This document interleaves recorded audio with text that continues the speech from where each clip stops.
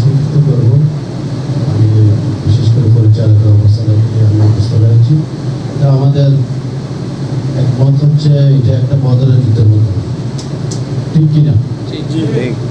অর্থাৎ আমাদের আরেকটা দল আছে, ওনাদের আছে আপনার শক্তি, ওনাদের আছে সামর্থ্য, ওনাদের অস্ত্র আছে, ওনাদের পাথর আছে, ওনারা চাইবে, কিন্তু আমরা সে আল্লাহ রাব্বুল আলামিনের উপর আমাদের ভরসা।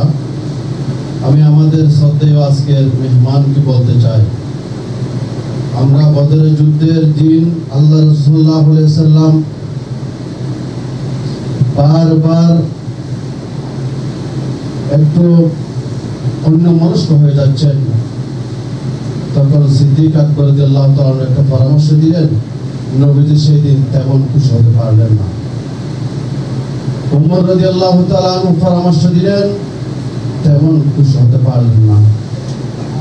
ওসমান আলী তারাও পরামর্শ দিলেন, তাদের পরামর্শ আল্লাহ রাসূল খুশি করতে পারলেন না। শেষ ফলে আল্লাহ রাসূল সাল্লাল্লাহু আলাইহি ওয়াসাল্লাম একজন সাহাবী ছিলেন হযরত মিকদাদ বিন আসওয়াদ।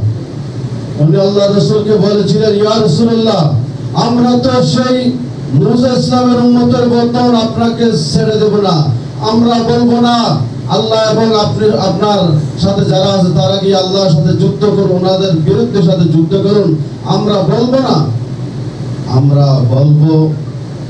সম্মানিত ভাইরা, আমি আপনাদেরকে বলতে চাই, আমি হযরত মিকদাদ বিন আসওয়াদের কথাই আজকের মেহমানকে বলবো, উলামায়ে কেরামগণের এক ফোঁটা রক্ত থাকবে অতক্ষণ পর্যন্ত আপনার জন্য, দ্বীন ইসলামের জন্য আমরা ডানে বামে সামনে পিছনে আপনাকে বিজয় করে ইনশাআল্লাহ ছাড়বো, ইনশাআল্লাহ।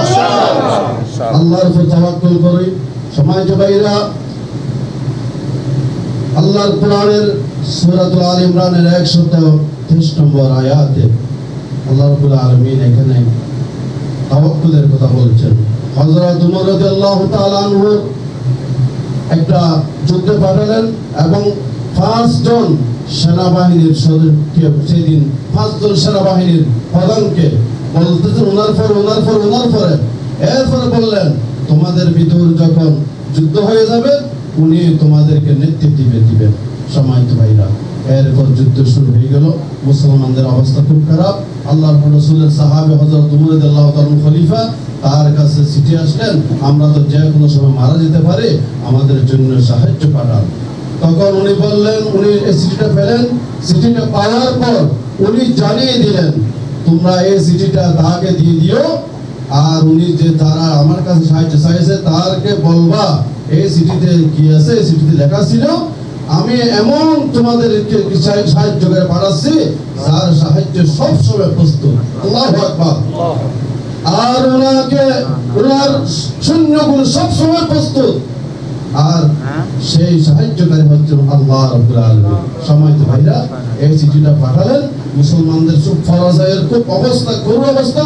চিঠিটা পাওয়ার পর আল্লাহর উপর ভরসা করে যখন তারা সেই যুদ্ধে আবার ইয়ারমুকের যুদ্ধে যখন আবার নেমে পড়লো, সেই যুদ্ধে জয় হলো। আশা করি এইটা একটা যুদ্ধ, এই যুদ্ধে ইনশাআল্লাহ আমরা বিজয় হবে ইনশাআল্লাহ। আমরা কামরুজ্জামান ভাইকে সেই কথাই বলতে চাই, ইনশাআল্লাহ আপনাকে আমরা ছেড়ে দেব না। ইনশাআল্লাহ আপনাকে আমরা আপনার চতুর্দিকের পাশে যতক্ষণ পর্যন্ত এক বিন্দু রক্ত থাকবে ইনশাআল্লাহ আপনার পাশে আছি।